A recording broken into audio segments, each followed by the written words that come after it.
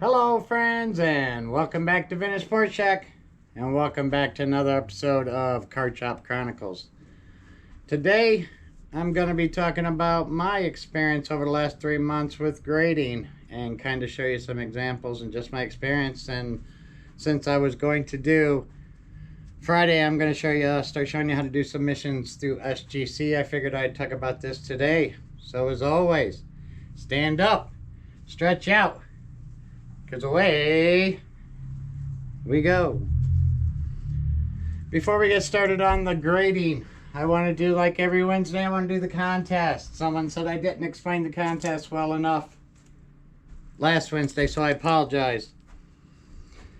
This is Paul's Stupid August contest giveaway. This is the FX Michael Jordan card. You put down in the comments a number 1 to 500. I'll be giving this card away on Friday.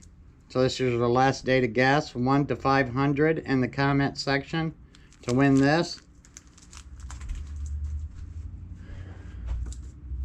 This is for 2,000 subscribers.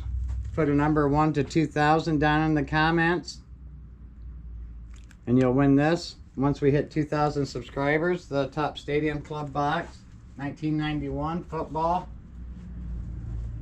And that is it. Also, that's Paul's Stupid Monthly, that's Stupid Subscribers. And then I have Paul's Stupid Pop-Up Contest on my video Monday, the one no one liked. Go back. I quoted a line from a movie in that video. If you can guess that line and the movie, you will get a pack of 1980, 1989 Topps, 1983 Donruss, 1985 Topps, and whatever this is. This is 80. I don't know what this is. 83, 80, 83, 85, 89 Bowman, and a 83 Donruss. So if you can go back to the video, find the line that I quoted from a movie, tell me the line and the movie, and you win all these packs of cards for Paul's Stupid Pop-Up Contest. Besides that, I wanted to thank Don for coming out to Lansing to see me. I appreciate it. Good guy. Thank Mitchell. Mitchell bought that Speed and Power that I showed you last week.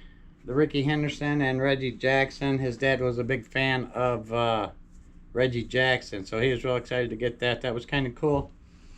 This Sunday, the 3rd, we will be in Shipshewana at the Card Fest, so stop up and see us. On the 3rd, it'll be 10 to 4. And then we'll be in Fort Wayne the next Saturday, the 9th. But let's get into grading. One thing, the first thing I wanted to say was don't expect 10s when you send in for grading. It's very hard. I have sent in 600 cards in the last 3 months and probably got 20% back 10s. A lot of 9s. Probably 75%, 80% 9s, 9.5s. So I'd say total 95% 9s, 9s, 5s, and 10s, but very low on 10s. So don't expect 10s. They're pretty tough, and I got some Nolan Ryans here. There's a couple older ones and some newer ones. They're tough on the vintage on centering. Like this one, I go through all my cards. I go through them with this. I know it's not a jewelry scope, but it does a pretty good job. And this was all good, front and back, except the centering. They're real tough on vintage centering. This one, the 79 Topps Nolan Ryan. I went through it. It was centered. I measured it. The back was off, was the only thing wrong with this, and this got an 8. But the newer stuff, I got a couple newer Nolan Ryans that 10s. Pretty easy on them. They don't, you know, they don't look like this one down here. It's got a little white showing on the corner, so really this one's not a 10. But I know the Sports Car Dad had mentioned that just mentally that the vintage, they already expect it to be damaged, so in their mind it's not a 10. So automatically you're under the gun, in my opinion, when you send in vintage, just from a mental standpoint. Pre-2000 baseball, I wouldn't expect more than 8s, 9s if you're lucky. I sent in football 89 out of the Topps traded set, Dion and Barry Sanders, Aikman, got 9s on a few of those, and they looked really good also. Patch and material cards. I didn't get, or the fat one, patch material cards. I had 2 out of probably 20 that came back higher than 8. It's really hard to get higher than 8s. Most of them are 8s. I've got a 7 or so on a couple. And I would stay away from sending in patch and materials and thick cards. I wouldn't grade those, in my opinion. They're real tough on them. And the thing I found about the newer stuff, and I did a video a while back about where you should and shouldn't send, in my opinion, where you should send your cards for grading. But unless you do it and test it, you know, you can't really tell. So I sent in some newer stuff. I do realize PSA is a lot more generous with the newer stuff in 10s. They seem to be better at 10s.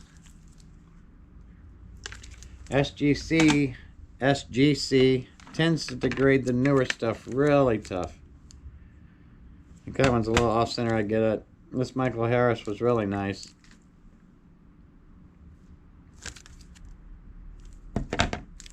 And this Tristan Cassis, it got a 10. But comparing, I mean, they're brand new, so. But mentally, I think that might be onto something. The vintage, just mentally, they don't want to see it, or just find it hard to give a 10 maybe, due to the age. So it makes sense. That's my experience. Like I said, 500 cards. Someone mentioned, you know, without cleaning them and stuff, how do you make your money? When I get a 10, I charge good price for it, because I realize how hard it is to get it. So that's where I make my money. When I get a 10, I charge for it, definitely. So comment down below, tell me what you think. Have you been doing any grading? Friday we will. I'll get the computer, spin it around, and show you how I submit to SGC. Next week I'll do a PSA, either vice versa. I haven't really found cards for SGC, but I'm trying to scrape some stuff up. So hope we can find something. I'll do PSA or SGC. But comment down below, let me tell me about your grading. If you've been doing grading, what your experiences are. I'd love to hear it. But as always, peace. Have a super great day. And this is how you do the hokey pokey.